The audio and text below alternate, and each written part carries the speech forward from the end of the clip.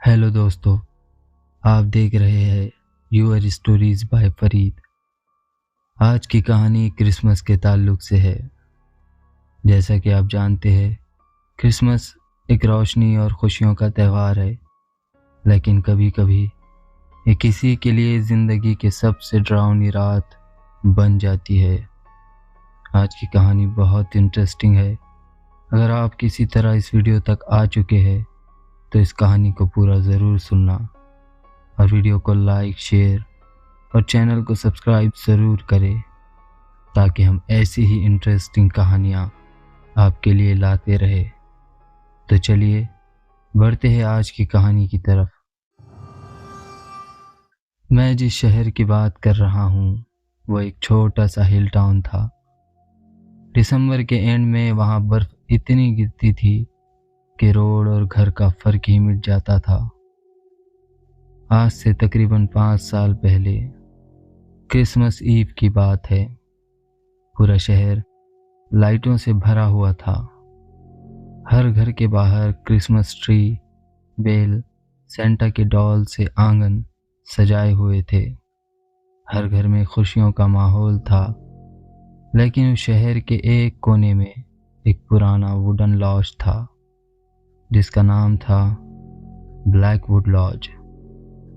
लोग कहते थे ये लॉज सिर्फ नाम का गेस्ट हाउस है।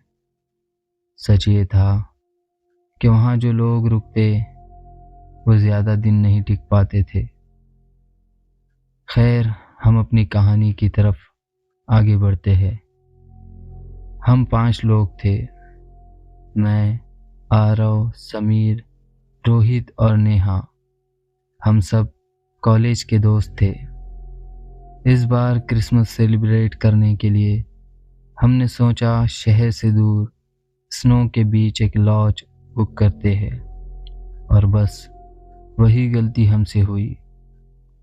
उस जगह के लोकल लोगों ने हमें पहले ही मना किया था कि उस जगह चाहो तो दिन में घूम लेना, लेकिन रात के वक्त वहाँ नहीं रुकना। उसी जगह के एक बूढ़े शॉपकीपर ने हमें समझाते हुए बोला, बेटा, क्रिसमस रात को ब्लैकवुड लॉज में मत रुकना। उस शख्स की बात सुनकर हम लोग हंसने लगे और उसकी बात को ज़्यादा सीरियस नहीं लिया। हमें लगा ये बस गांव की पुरानी कहानियां हैं। जब हम लॉज पहुंचे, शाम के तकरीबन 6 बज रहे थे। बर्फ़ गिर रही थी, हवा बिल्कुल बेजान थी। हम लॉज के अंदर पहुंचे, लेकिन रिसेप्शन खाली था। वहाँ कोई एम्प्लॉय मौजूद नहीं था।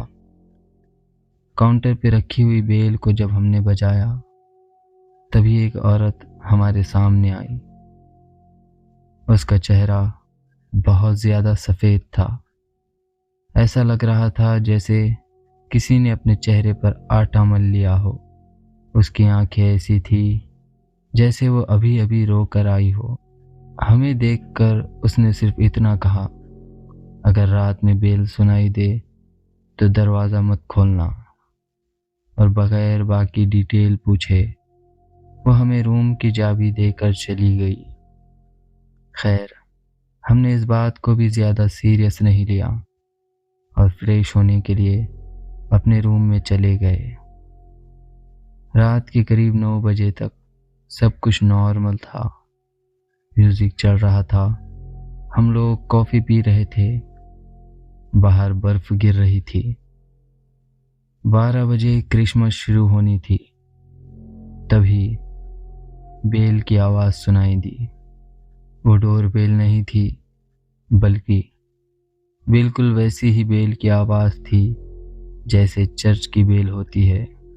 ये आवाज़ सुनकर समीर ने कहा, यार, चर्च तो शहर में है, फिर ये आवाज़ यहाँ कैसे आई? तभी दोबारा से वही आवाज़ आई, और इस बार वो आवाज़ लॉज के अंदर से आ रही थी। नेहा ने उठकर विंडो से बाहर देखा। उसका चेहरा पल भर में बदल गया। उसने देखा कि बाहर बहुत ज़्यादा बर्फ़ गिर रही है और ऐसी बर्फ़ के बीच में कोई खड़ा है। नेहा ने डरते हुए हमें आवाज़ दी। हम सब भी विंडो पर आ गए। हमने देखा कि बर्फ के बीच एक सेंटा क्लॉज खड़ा था, लेकिन वो हिल नहीं रहा था। बस ऐसे खड़ा था जैसे कोई पुतला हो।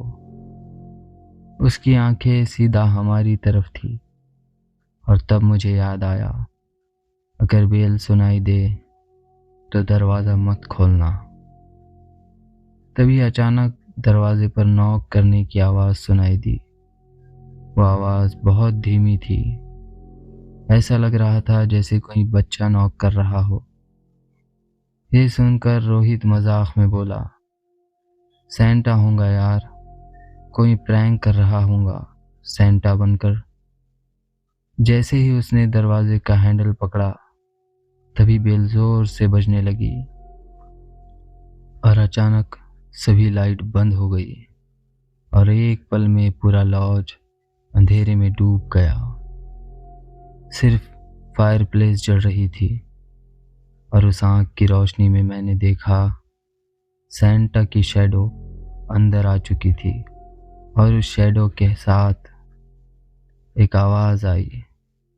लेकिन ये आवाज़ किसी इंसान की नहीं थी। ये आवाज़ अंदर से टूट चुकी थी, जैसे गले में कुछ फंसा हो।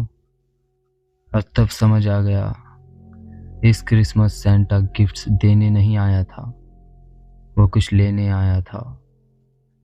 सेंटा की वो शैडो फायरप्लेस की आंख के सामने धीरे धीरे हिल रही थी, लेकिन उस शैडो के पैर जमीन को छू नहीं रहे थे।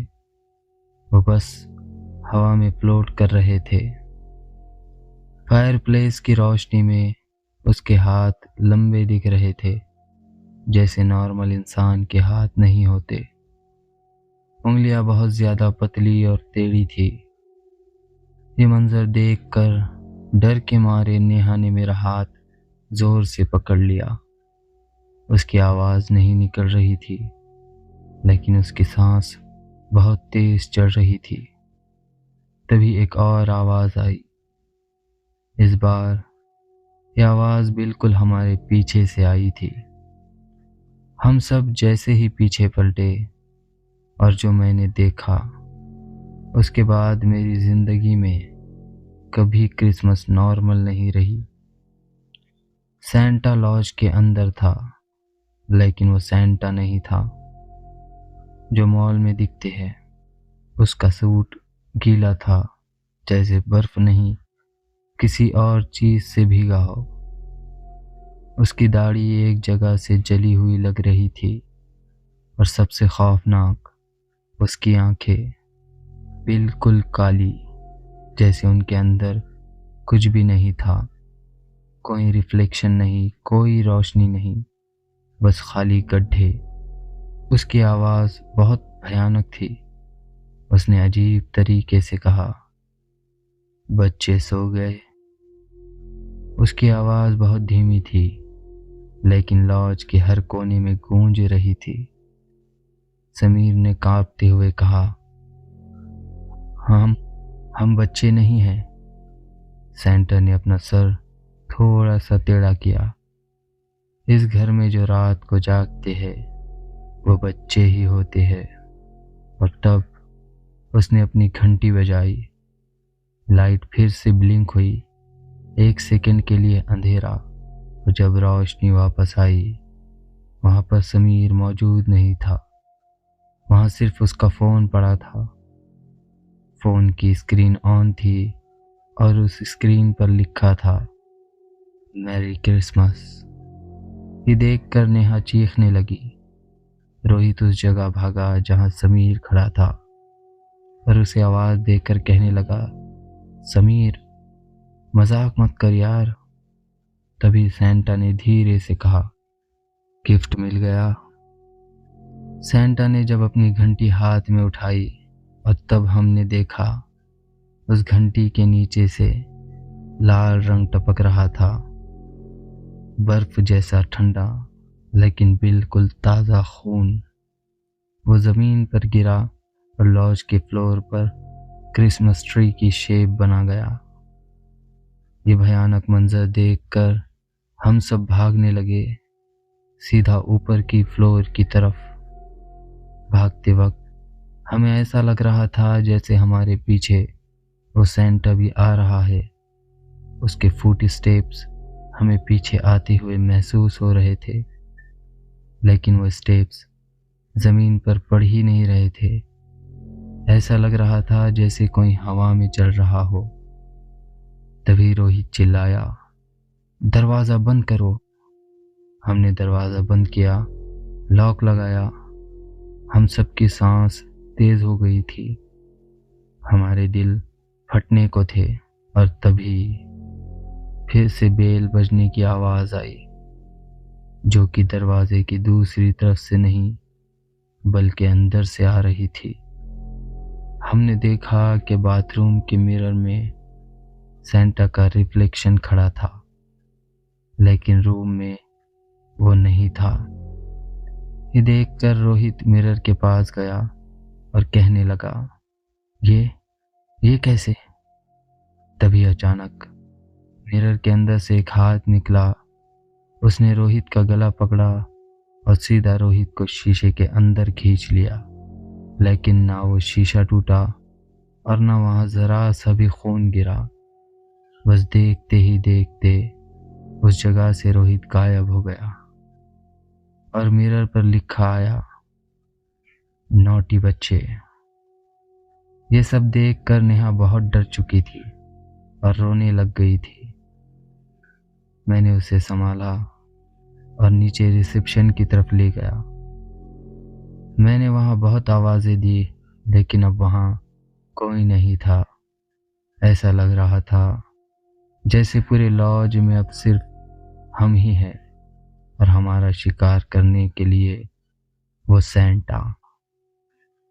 तभी अचानक मुझे रिसेप्शन के ड्रॉअर में एक पुरानी डायरी मिली, जिस पर लिखा था, ये डायरी क्रिसमस 1954 की है और इस डायरी में इस सेंटा की कहानी लिखी थी।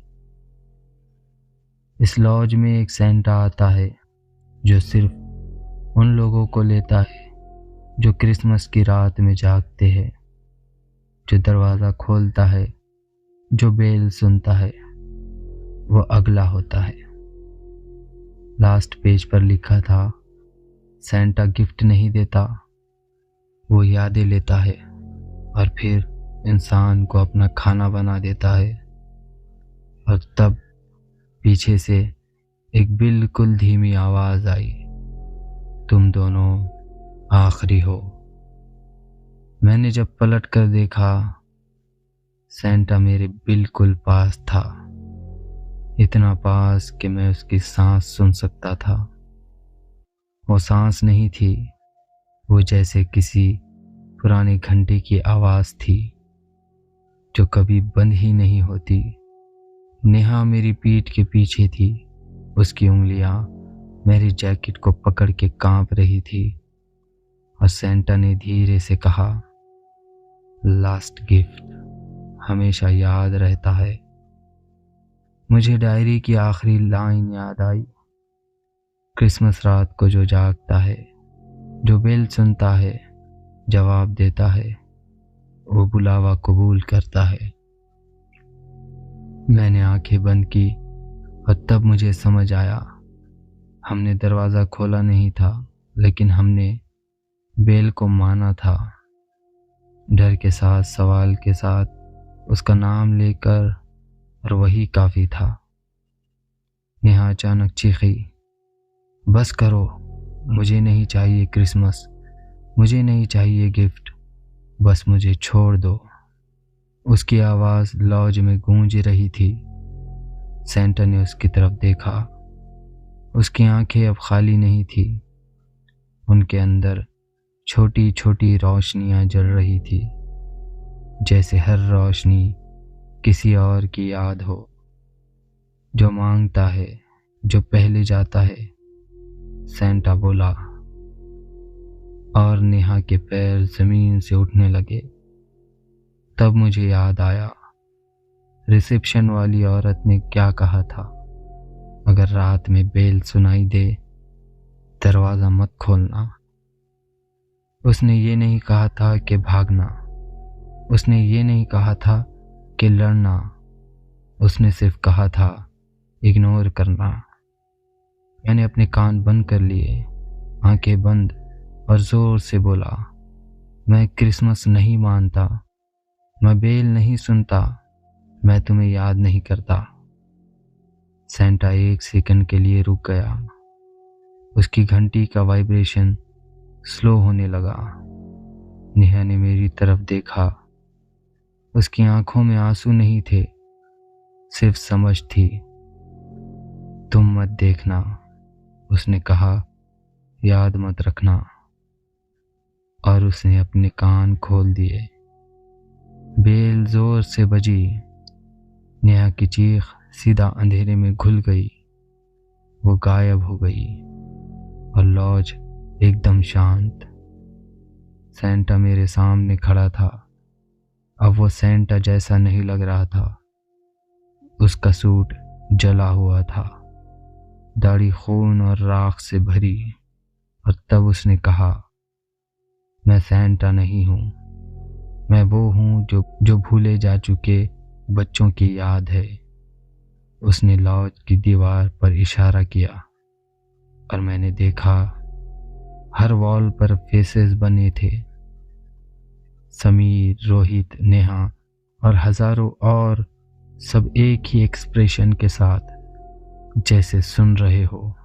सेंटा ने मेरे कान के पास आकर कहा, तू इसलिए बच गया क्योंकि तूने देखना छोड़ दिया, लेकिन याद तो तू कभी नहीं छोड़ पाएगा।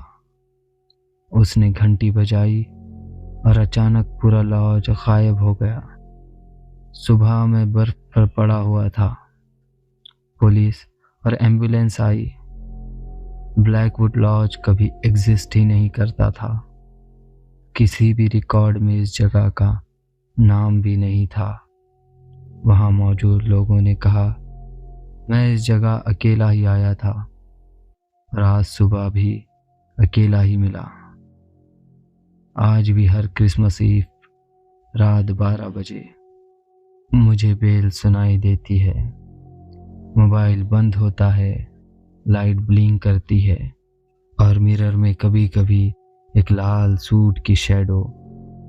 इसलिए मैं ये कहानी सुना रहा हूँ, इसलिए नहीं कि तुम डरो, बल्कि इसलिए कि अगर आज रात बेल सुनाई दे तो प्लीज याद मत करना, दरवाज़ा मत खोलना, और सबसे ज़रूरी, सेंटा का इंतज़ार मत करना, क्योंकि कुछ क्रिसमस पर सेंटा नहीं आता, वो आता है।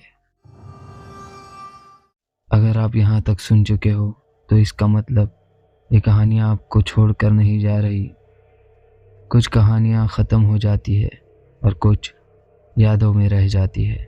Subscribe to your stories by Farid, क्योंकि यहाँ कहानियाँ सिर्फ सुनाई नहीं जाती, यहाँ जिंदा रह जाती है।